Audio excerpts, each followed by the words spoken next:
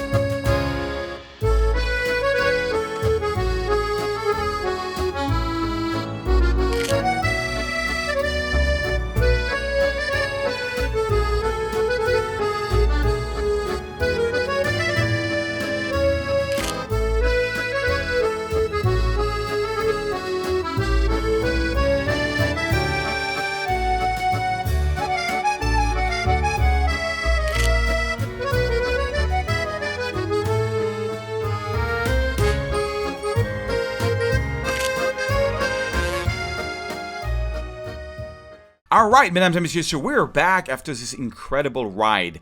I was so happy. I'm just getting this new camera, and oh my gosh, what a sunset in Paris. So I took a lot of photos. I'm just going to show you a few, and I'm going to retouch a few with you, and I want to show you the quality. Just before I sort of zoom in, check this out. This file is 11,648 by 8,736. Now, for me, that's a huge deal because I work with 85 galleries around the world under a brand called Yellow Corner, and check this out.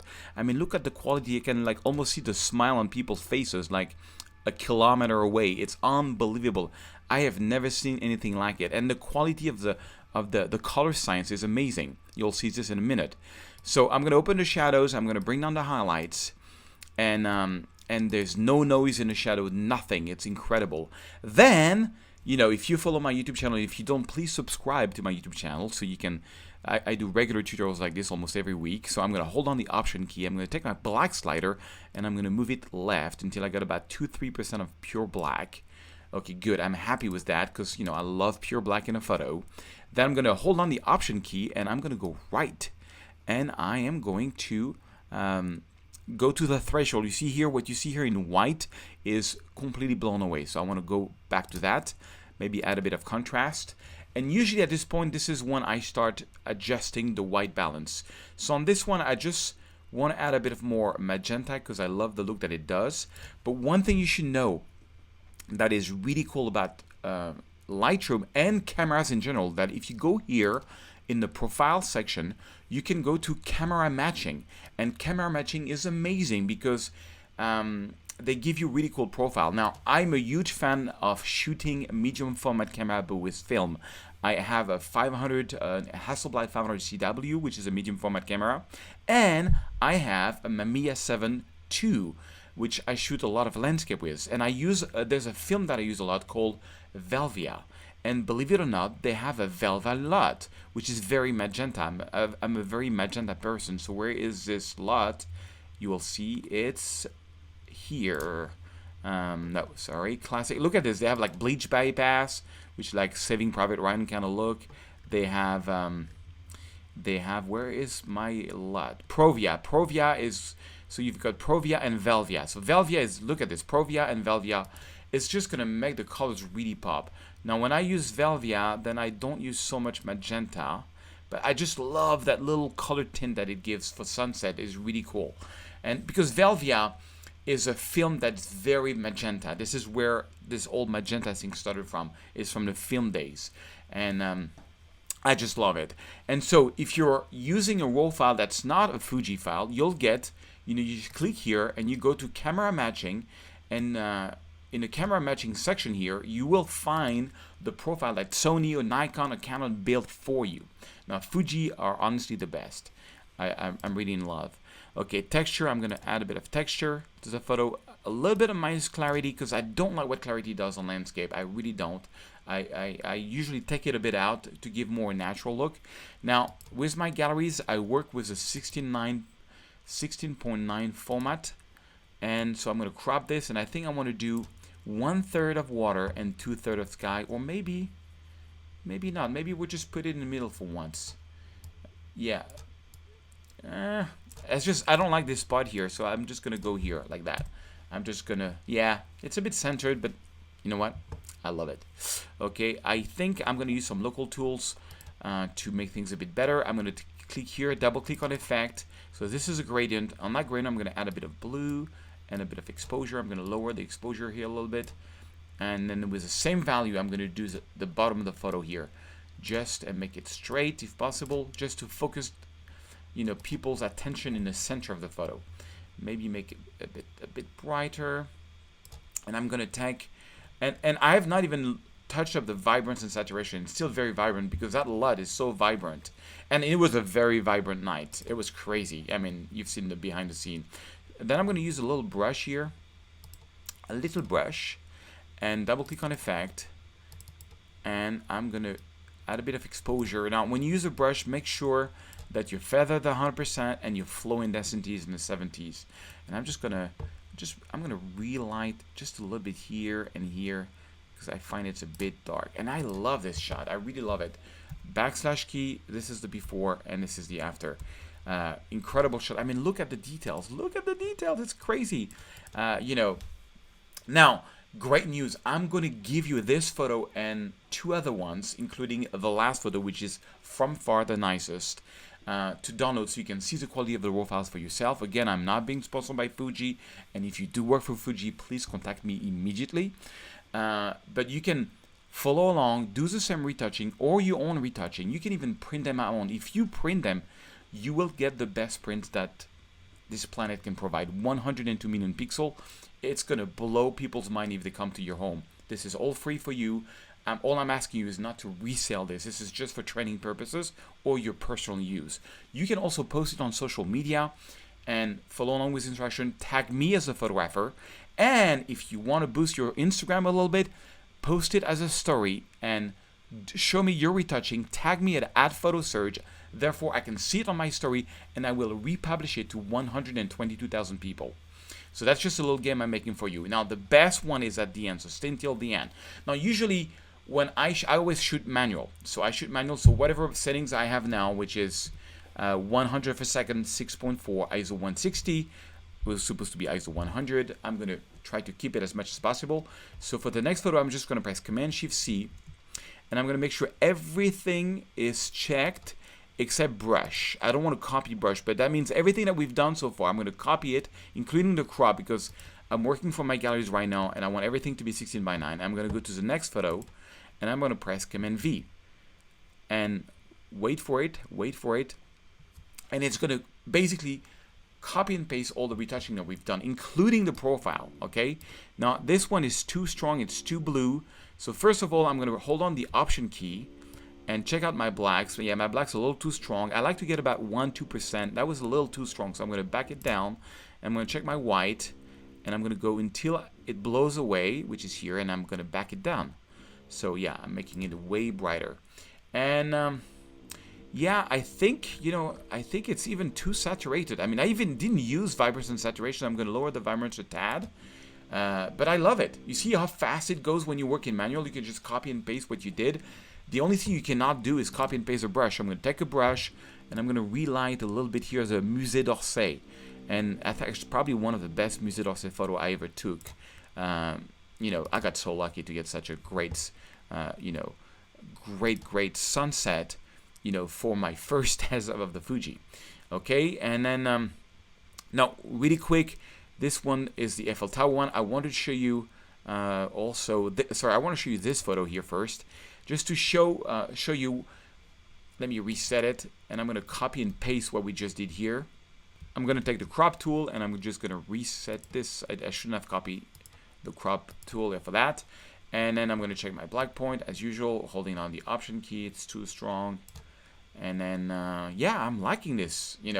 Most of it is done, but check this out. I shot this by hand, mesdames et messieurs, at 1/25th of a second, f4, which is the widest I could, use on my lens, at 3,200 and ISO. The whole challenge is to not use a tripod. I hate using tripods. I hate using tripods. I like to go fast, especially on such a night. And look at this. There's hardly any noise. 3,200 ISO, and it's really sharp. I mean, this is a revolution to me, to get such a quality photos without a tripod, by night, by hand. It's crazy. Last but not least, this is the main course is here. Now, I have an old dream of mine is I've always wanted to shoot the department store of Le Printemps. It's an amazing department store, and I had this incredible light shining on this Art Deco facade. The thing is, I was only at 24mm, and 24mm is not wide enough. So I had this idea, because I already shot this with a wide angle before, and I didn't like it, was to do a pano instead, because it respects a lot more the lines and the distortion. So what I did is I took 1, 2, 3, 4, and then I went up. 1, 2, I went back. 3, 4. So I covered the whole thing, and I shot this at 1,600 ISO, f4, 1/23 of a second, in body stabilization by hand. I was so happy. I'm going to select all this, and I'm going to right click, photo merge, panorama. Here we are. I'm going to use the cylindrical stitching, because I found it was the best for this photo, and I'm going to use fill edge. Now fill edge is going to filling all the edge. And then I'm not going to click merge because it's going to take forever. I've already done this for you guys. Let me reset it. It's here. And check it out. The resulting file is it's crazy. It's 26,443. It's probably like a 300 million pixel file. It's crazy. So I'm going to crop it 16:9 because, well, actually, I'm not going to crop it 16:9 because it didn't really work for me. I'm going to make it, I'm going to see with my galleries how we can print this. But I'm going to basically cut here, cut there. I want to get some skies and there. But wait for it, wait for it. Let's see, if I were to go 16:9, well, let's go 4/3. 4/3 sometimes works with my gallery. Nah, 4/3 doesn't work on this one. No, I'm unfortunately going to have to do some fancy print on this one, because if I go 16:9, the problem why I don't like it is because it's too squeezed. I want the antenna to be in full, and I want to give a bit of space there. So that's not going to work. I'm going to have to figure things out, but let me show you how I like it. I like it this way. Okay, and then I'm going to press Command V to copy all the things we've been doing so far, all the retouching. Oh, it changed my cropping again, which is fine. It's actually not so bad in 16:9. Oh, it's actually not so bad to do it that way. Yeah, but now we have this issue here. We have some weird stuff from the, let's see here. Let's see. No. Yeah, let me go back to what I was trying to do. I want that. Let's see here. Let's see if we can squeeze in 16:9. Taking a bit of time on this. Yeah, 16:9 can actually work. But I'm getting some of that building, which can give like an anchor point. No, you know what? I don't like it. That's not how you did it. I'm just going to go like that. Yeah. Okay, good. And then I'm just going to make it brighter. I'm going to check my, with the black key, I'm going to check my my black point's good. My white point, I think I can make it brighter. Yeah. So when it's come to city light, I don't care to burn like the inside of a lamp. That's kind of okay. I wouldn't go that far, but like this is kind of okay. Yeah, it's actually too much. And I was like, I love this shot. I really do. I really love the shot. It's the best I ever got of Le Printemps. Let me show you the before, after. But I'm like, okay, you know what? It's time to do some sky replacement because I want to make it epic.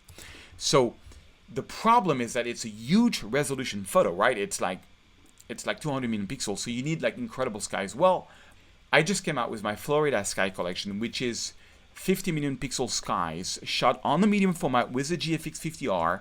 And you have the link below if you want to get a whole collection for $47. It's probably worth $800 you can get for $47, 100 skies. The quality is amazing. You got golden hour, you have blue hour, you have dramatic, you have sunset.